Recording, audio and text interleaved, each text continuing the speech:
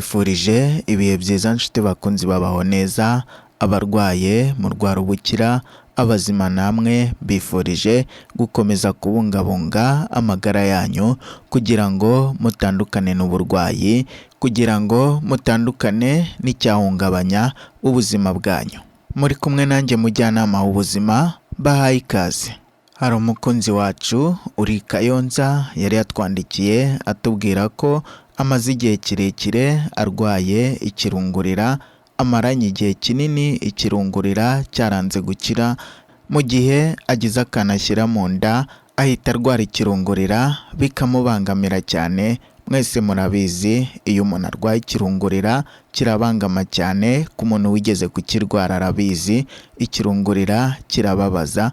Akaba ariyo mpamvu rero uyu munsi nkuzaniye imiti itandukanye ushobora gukoresha mu kwivura ikirungurira, ndetse n'inama ku byo wakora by'ibanze mu gihe urwaye ikirungurira.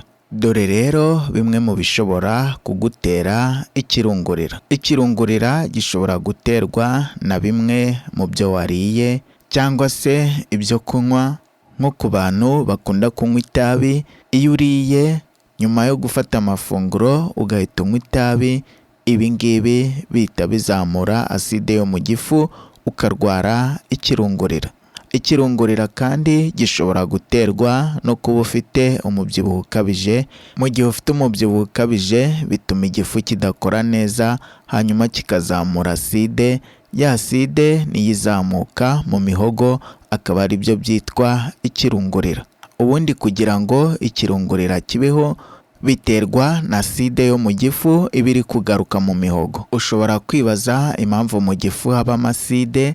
Iyi aside niyo ifasha igifu mu gihe cy'igogora kugira ngo igifu kibashe gusya neza ibyo twariye. Akaba ariyo mpamvu rero buri muntu wese aba afite aside mu gifu, akaba ariyo mpamvu buri muntu wese akwiye kumenya uko agomba kwitwara mu gihe amaze gufata amafunguro, kugira ngo yorohereze umubiri we igogora, kugira ngo yorohereze igifu gusya neza, kugira ngo yorohereze amara gukamura neza ibyo yariye. Akaba atari byiza rero kurya gahaga cyane, dore ko bituma igogorwa rigenda nabi. Mu gihe ufite ikirungurira si byiza kwicara cyangwa kunama.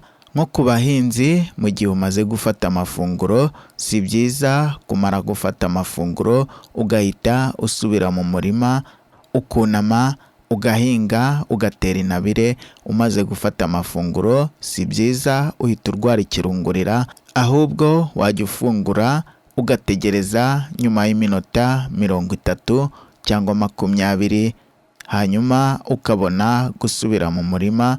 Kandi niba ukunda kurwara ikirungurira, niba rero ugeze mu murima ukumva ikirungurira kije, wihatiriza gukomeza guhinga n'ikirungurira, ahubwo hagarara, uhagarare wemye, kuko nuhagarara bizagufasha kugira ngo ya aside imanuke isubire mu gifu.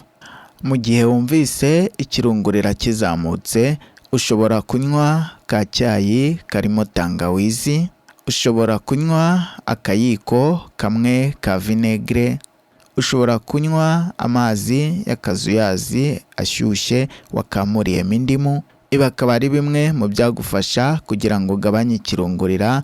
Nkaba ngiye kugenda nkubwira ibitandukanye kugira ngo mu gihe ufashwe n'ikirungurira ikikuri hafi abe ari cyo witabaza.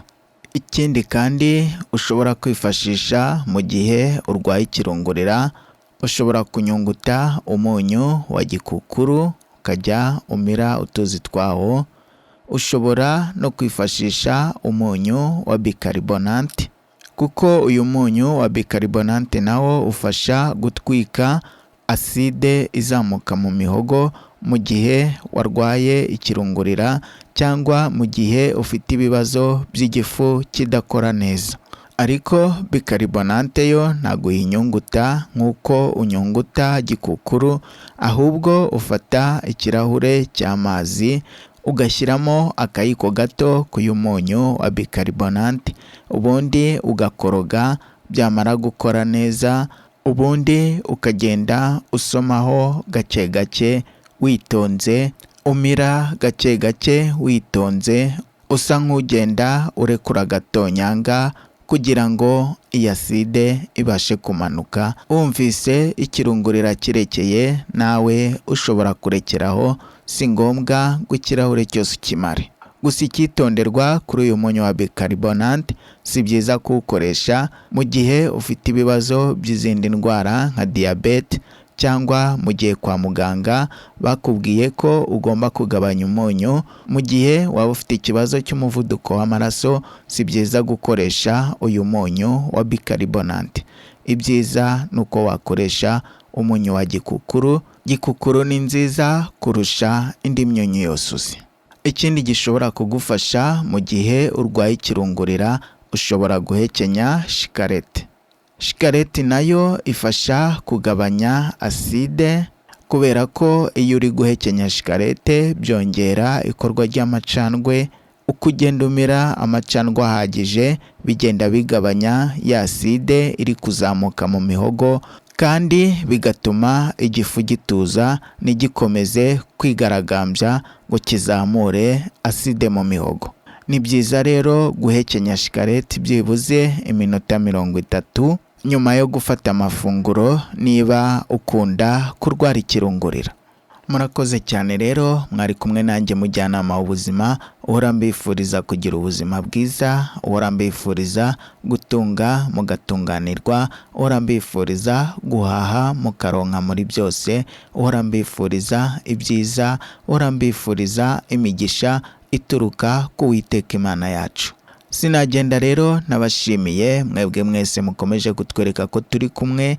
Wowe wamaze gukora subscribe, wowe wamaze gukanda kuri subscribe cyangwa se abone bitewe n'ururimi ukoresha, iyo ukanze kuri ako kantu k'umutuku kanditseho subscribe cyangwa se abone, uba wiyabonesheje, hanyuma ukaba umukunzi wacu, hanyuma ukaba ubaye umwe mu nshuti z'akadasohoka. Uko dushyizeho ikiganiro, uko dushyizeho inama, uko dushyizeho umuti, ako kanya ukakugeraho aho wibereye. Niba uri umukunzi wacu ukaba ufite icyifuzo cyangwa igitekerezo, ushobora kutwandikira kuri email yacu umutinyarwanda@gmail.com.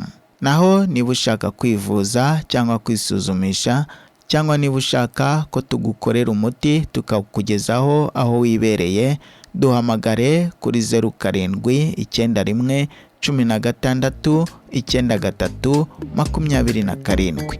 Mureke duhora ubutaha.